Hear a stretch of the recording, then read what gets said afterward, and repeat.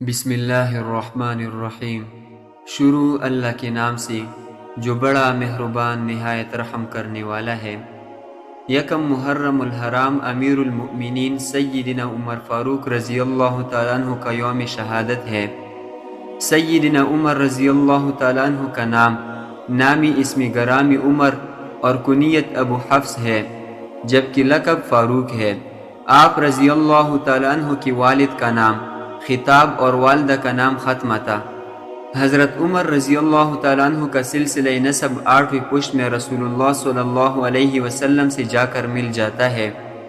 سیدنا عمر رضی اللہ تعالیٰ عنہ کا خاندان زمانہ جاہلیت سے ہی ممتاز حیثیت کا حامل تھا۔ آپ رضی اللہ تعالیٰ عنہ کے جد اعلیٰ عدی عرب قوم کے مابین ہونے والی تنازعات میں ثالث کی حیثیت سے فیصلے کیا کرتے تھے، اور قریش کی ملک کی سطح کے معاملات میں سفارت کاری کے فرائض سر انجام دیتے تھے۔ باہمی تنازعات میں ثالثی اور قومی سفارت کاری کی دونوں منصب عدی کی خاندان میں نسل در نسل چلے آ رہے تھے۔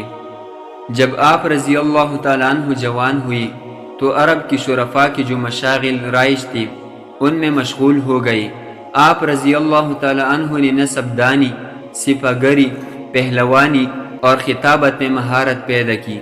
اسی شباب کی عمر میں آپ رضی اللہ تعالیٰ عنہ نے لکھنا پڑھنا بھی سیکھا۔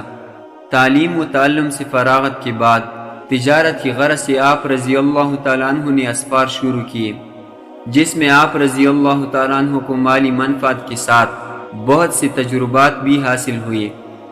آپ رضی اللہ تعالیٰ عنہ کی خودداری، بلند حوصلگی، تجربہ کاری اور معاملہ فہمی کی وجہ سے قریش نے آپ رضی اللہ تعالیٰ عنہ کو سفیر منصب پر فائز کیا۔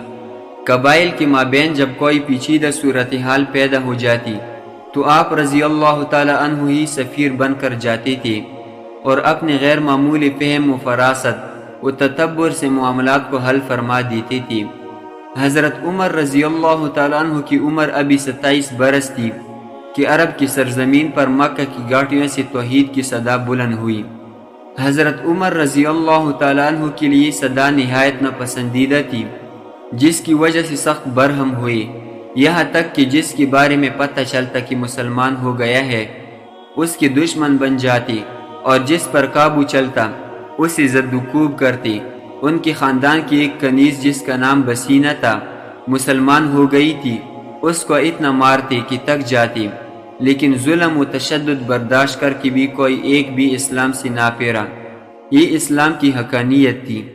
قریش کی سرکردہ شخصیات میں ابو جہل اور حضرت عمر رضی اللہ تعالیٰ عنہ اسلام کی دشمنی میں صف اول کا کردار ادا کر رہی تھی، اس لیے حضور صلی اللہ علیہ وسلم نے خصوصیت کے ساتھ انہی دونوں کے اسلام لانے کی دعا فرمائی کہ اے اللہ، اسلام کو ابو جہل یا عمر بن خطاب سے معزز کر۔ مگر یہ دولت تو قسام ازل نے حضرت عمر رضی اللہ تعالیٰ عنہ کی قسمت میں لکھ دی تھی، ابو جہل کی حصے میں کیسے آتی؟ اس دعائی مستجاب کا اثر یہ ہوا کہ کچھ دنوں کے بعد اسلام کا یہ سب سے بڑا دشمن اسلام کا سب سے بڑا دوست اور سب سے بڑا جانثار بن گیا۔ حضرت عمر رضی اللہ تعالیٰ عنہ کا دامن ایمان کی دولت سے بھر گیا۔ یہی وجہ ہے کہ حضرت عمر رضی اللہ تعالیٰ عنہ کو رسول اللہ صلی اللہ علیہ وسلم کی دعاؤں کا اثر کہا جاتا ہے۔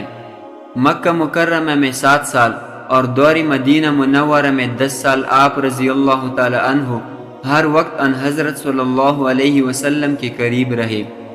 ان حضرت صلی اللہ علیہ وسلم نے فرمایا، جس راستے سے عمر گزرتا ہے شیطان وہ راستہ چھوڑ دیتا ہے۔ عمر کی زبان پر خدا نے حق جاری کر دیا۔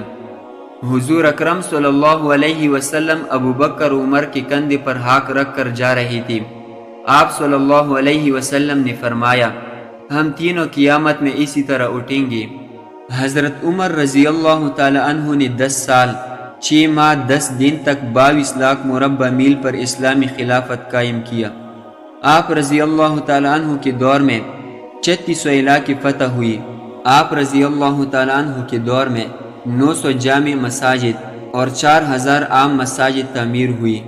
آپ رضی اللہ تعالیٰ عنہ کے دور میں کیسر و کسریٰ 2 بڑی سلطنتوں کا خاتمہ ہوا۔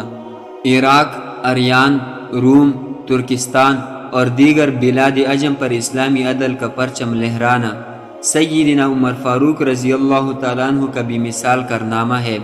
آپ رضی اللہ تعالیٰ عنہ کے عہد میں عدالت کی ایسی بھی مثال فیصلی چشم فلک نے دیکھی جن کا چرچا چار دانگ عالم پھیل گیا۔ ان حضرت صلی اللہ علیہ وسلم کی آفاقی دین کی ترویج و ترقی اور دنیا بھر میں اسلام کی شان و شوکت کا سکہ بٹھانے کا صحرا حضرت عمر رضی اللہ تعالیٰ عنہ کے سر جاتا ہے۔ حضرت عمر رضی اللہ تعالیٰ عنہ کے بارے میں رسول اللہ صلی اللہ علیہ وسلم کی ارشادات مفہوم ہے۔ بلا شبہ اللہ تعالیٰ نے عمر کی زبان و دل پر حق کو جاری و ساری کر دیا۔ میں دیکھ رہا ہوں کہ جناتی و انسانی شیاطین عمر سے بھاگتے ہیں۔ میں نے جنت میں سونے کا ایک محل دیکھا۔ میں نے پوچھا کس کا محل ہے؟ تو جواب دیا گیا کہ عمر بن خطاب کا۔ اے عمر، جس راستے پر تم چل رہے ہوگے اس پر شیطان چلتا ہوا کبھی نہیں ملے گا۔ اس کے علاوہ بہت سی روایات سیدنا عمر رضی اللہ تعالیٰ عنہ کے بارے میں ہے۔ تاریخ بتاتی ہے کہ حضرت عمر رضی اللہ تعالیٰ عنہ کی نبی کریم صلی اللہ علیہ وسلم سے اتنی محبت بڑھی کہ حضور صلی اللہ علیہ وسلم کی اس دنیا سے رخصتی کے بعد جب حضرت عمر رضی اللہ تعالیٰ عنہ کو رسول پاک صلی اللہ علیہ وسلم کا زمانہ یاد آ جاتا تو آپ رضی اللہ تعالیٰ عنہ رونے لگتے اور روتے روتے بے ہوش ہو جاتے۔ مسلمانوں کی دوسری خلیفہ سیدنا فاروق اعظم رضی اللہ تعالیٰ عنہ کو اسلام میں اعلیٰ مقام حاصل ہے۔ آپ رضی اللہ تعالیٰ عنہ کی کارناموں سے تاریخ اسلام کا چہرہ روشن ہے۔